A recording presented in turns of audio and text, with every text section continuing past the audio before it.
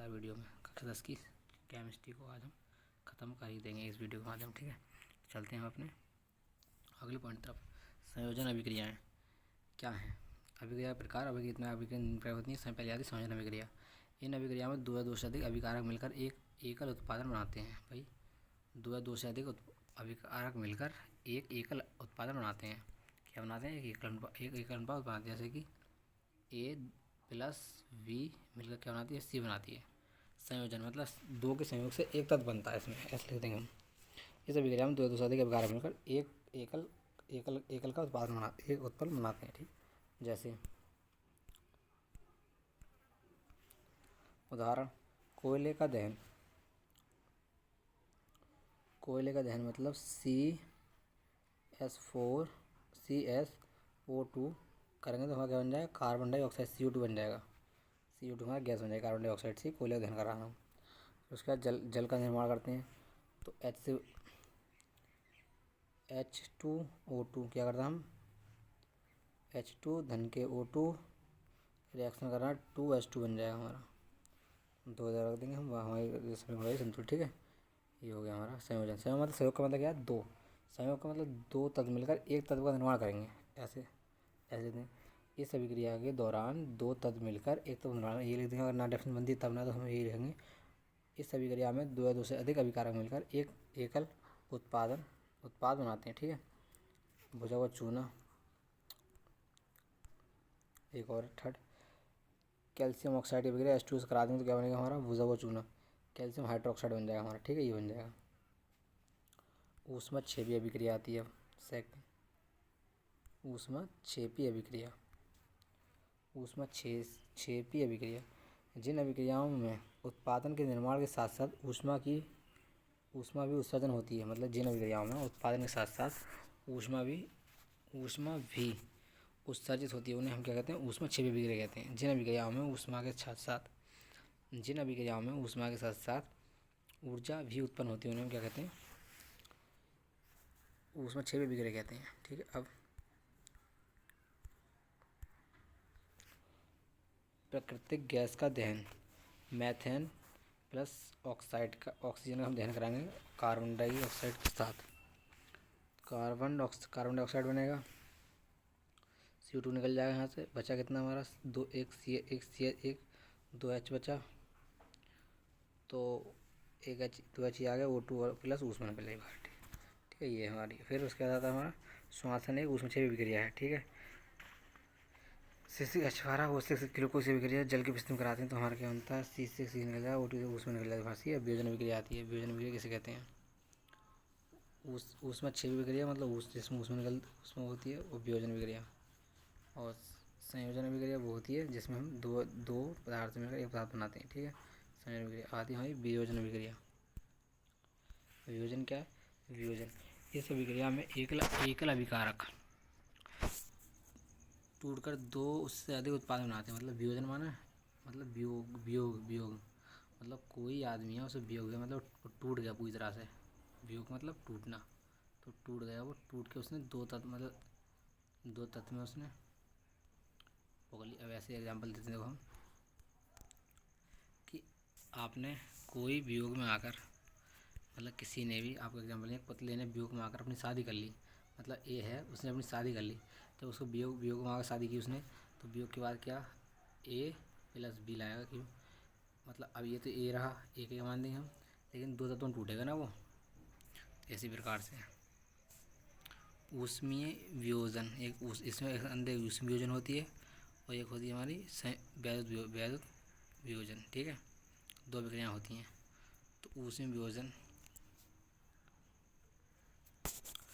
Sulphur sulphate ferrous sulphate की अभिक्रिया ऊष्मीय उपस्थिति में कराई जाती है तो फेरिक ऑक्साइड बनता है भूरे रंग का। एक अभिक्रिया हमारी ये होगी फाइनल। ठीक है, आपसे पूछ ले क्या होता है जब बुझा पत्थर ऊष्मा की उपस्थिति में गर्म किया जाता है तब? तो CaCO3 बुझा हुआ चूना, तो Ca कैल्शियम ऑक्साइड बनेगा और कैल्शियम हाइड्रोक्साइड निकल जाएगा, मतलब कार्बन डाइऑक्साइड निकल जाएगा। ठीक है, फिर Pb की उपस्थिति में करा देंगे नाइट्रस ऑक्साइड शायद, तो हमारा ये बन जाएगा। ठीक है, अब आता है वैद्युत वियोजन क्या है। वैद्युत धारा प्रवाह होने पर वियोजन, वैद्युत धारा प्रवाहित कर होने पर होने वाला वियोजन।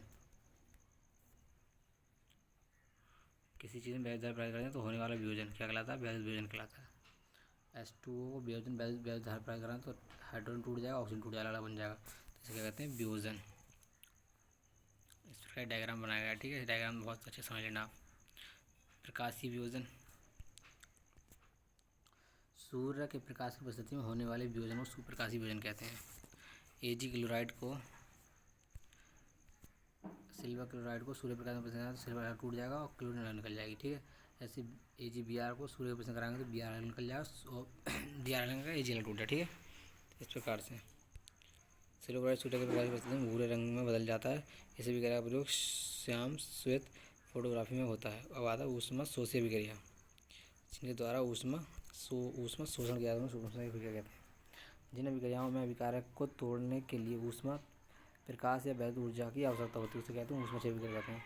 इसके अंदर आता है विस्थापन अभिक्रिया।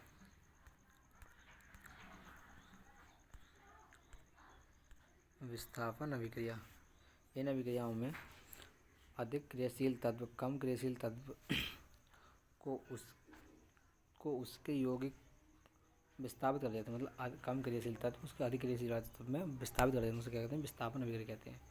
Fe और कॉपर कॉपर सल्फेट को किसमें क्या बनता है हमारा, फेरस सल्फेट बनता है और कॉपर निकल जाता है। ठीक है, तो इसका मतलब विस्थापित कर रहा है, मतलब इसके साथ ये विस्थापन कर रहा है ना, ये इसके साथ विस्थापन कर रहा है और ये CO2 बाहर निकल जाए इसे छोड़। ठीक है, अब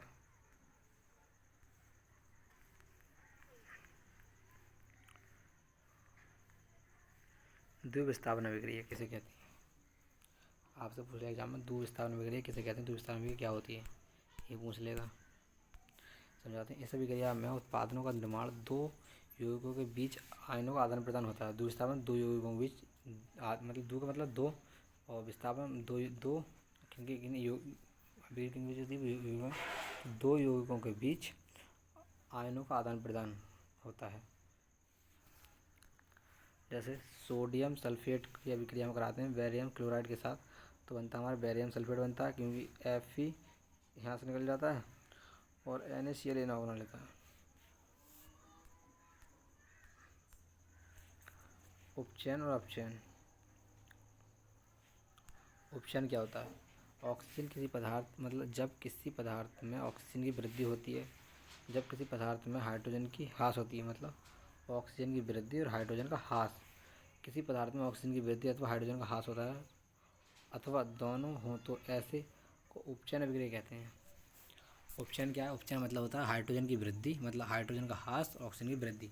किसी पदार्थ में अगर हाइड्रोजन की वृद्धि हो रही मतलब ऑक्सीजन की वृद्धि हो रही है लेकिन हाइड्रोजन का ह्रास हो रहा है तो उसमें क्या कहेंगे, उपचयन अभिक्रिया कहेंगे। ठीक है, इस प्रकार से अभिक्रिया C+O2 का हम अभिक्रिया कराएंगे क्या बनता है हमारा CO2।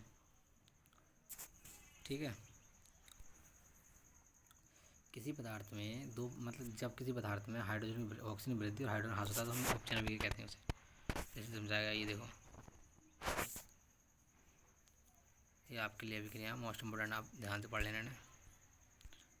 फिर उसके बाद अपचयन अभिक्रिया, किसी भी पदार्थ में ऑक्सीजन का ह्रास होता है और हाइड्रोजन की वृद्धि होती है, मतलब अपचयन मतलब ऑक्सीजन का ह्रास, ऑक्सीजन की कमी और हाइड्रोजन की वृद्धि अपचयन होता है। और लेकिन उपचयन मतलब ऑक्सीजन की वृद्धि, उपमान ऑक्सीजन वृद्धि और हाइड्रोजन का ह्रास। ठीक है, तो CO2 और O2 मतलब CuO की ऊष्मा या उसमें क्या तो C बन जाएगा, उसको निकल जाए। ठीक है, तो उसमें वृद्धि हाइड्रोजन का ह्रास हो रहा है इसमें। इसका हम इसे पढ़ते हैं। इस अभिक्रिया में कॉपर क्लोराइड को अपचयित हो जाता है, हाइड्रोजन उपचयित होकर जल बनाता है। इस अभिक्रिया में अपचयन तथा उपचयन दोनों हो रहे हैं। इसे रोडेक्स अभिक्रिया भी कहते हैं। दैनिक जीवन में अपचयन अभिक्रियाओं के प्रभाव क्या हैं, उसके बारे में पढ़ेंगे हम।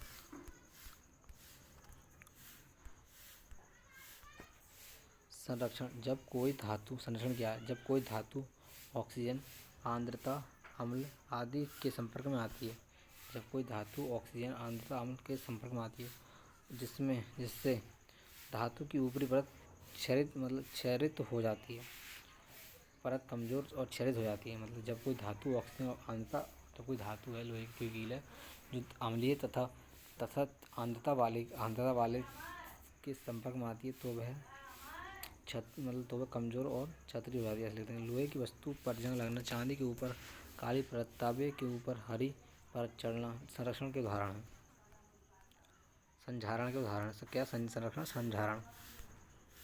फिर एस दलेपन, वैद्युत लेपन और पेंट करके संधारण या वस्तुओं को बचाया जा सकता है। ठीक है। विकृतीकरण,